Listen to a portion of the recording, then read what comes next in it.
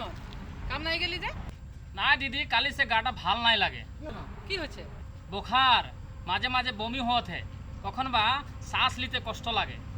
ডাক্তারকে দেখাচ্ছে কি নাই? আরে দিদি, ওটাই তো ঝামেলা আছে। ডক্টর খিনে যাতে আমাদেরকে ভর লাগে, কি জানি বা করোনা হওয়া বলবে। সেই কারণে আকৌ কেন ভয় করতে লাগে? তোর যদি করোনা হয়েছে তবে ডাক্তার কাছে গেলে ভালো হবে। এরকমে থাকলে তোর লগতে তোর পরিবারের সামনের মানুষের জীবনে বিপদকে হাঁকাই দিয়া হবে। যা যা ডাক্তারখানে যা। না দিদি, হাতে টাকা পয়সা নাই খেয়ে যে। করোনা চিকিৎসা করতে টাকা পয়সাই না লাগবে।